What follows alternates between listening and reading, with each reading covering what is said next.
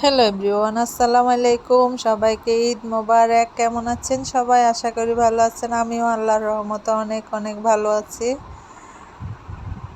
আজকে আমাদের গরুটা খুব তাড়াতাড়ি কাটা হয়েছে, অর্ধেক বাসায় তুলে নিয়ে আসছে, খুব তাড়াতাড়ি জবাই হয়েছে, তাই কাটাটা খুব তাড়াতাড়ি হয়েছে। আরও কাজ চলতেছে নিচে, যতটুকু নিয়ে আসছে রান্নার জন্য অর্ধেক বাসায় উঠাই দিছে যে তাড়াতাড়ি রান্না করার জন্য। তো আমি খুব তাড়াতাড়ি এগুলাকে রান্না বসাই দিছি, এক পাতিল বসাই দিছি, প্রায় 12 কেজির মতো এখানে মাংস হবে।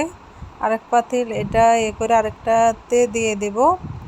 তো আমাদের যেহেতু লোকজন বেশি, তাই আমাদের অনেকগুলো মাংস রান্না করা লাগে। তাই আপনাদের কার কীরকম ঈদ কাটলো অবশ্যই কমেন্টে জানাবেন।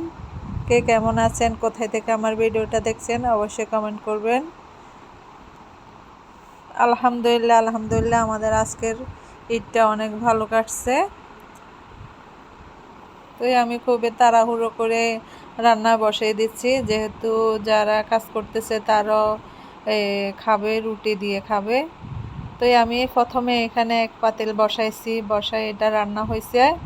আবার এর ভিতরে খাওয়া দাওয়া সব শেষ করে আর অল্প একটু বাকি ছিল, আমি অন্য পাতিলে এবারে চেঞ্জ করে নিয়ে আমি এটার ভিতরে আবার বড় মাংস বসাইছি, আরেকটার ভিতরে আবার কলিজা মাংস সবগুলো মিক্স করে আরেকটা পাতিলে বসাইছি। আমি তিন পাতিল রান্না করছি আজকে, প্রায় 25-30 কেজির উপরে রান্না করা আমার হয়ে গেছে। তো আপনারা কে কেমন আছেন, কীভাবে আপনাদের ঈদ কাটলো অবশ্যই কমেন্টে জানাবেন। আমার তো আলহামদুলিল্লাহ অনেক ভালো কেটেছে।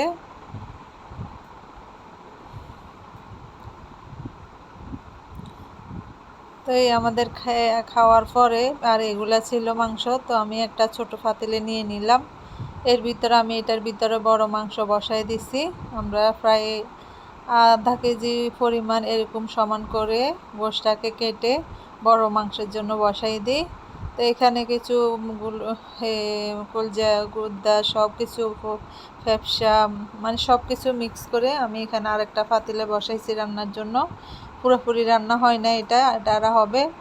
তো আমি এর ভিতরে আমি খাই নাই, শুধু বাগদড়ির ভিতরে খাওয়াটা খুবই কম হয়েছে, তাই এই জন্য আমি অল্প একটু খাইতেছি, যেহেতু ডাক্তার আমাকে একদম নিষেধ করছে গরুর মাংস না খাওয়ার জন্য। তো আমি 2-3 পিস নিছি। আমি আজকে বলতেছি আজকে আমাকে কেউ বাধা দিতে পারবে না, আজকে আমি একটু হলে খাবো, যেহেতু গরুর কোরবানির মাংস। তো আমি একটু হলে খাওয়ার জন্য এবার এটা করলাম। তো কার কেমন লাগছে আপনাদের কাছে আমার ভিডিওটা অবশ্যই কমেন্টে জানাবেন। যদি ভালো লাগে অবশ্যই লাইক কমেন্ট সাবস্ক্রাইব করে পাশে থেকে যেতে পারেন। সবাই ভালো থাকেন, সুস্থ থাকেন। আল্লাহ হাফেজ।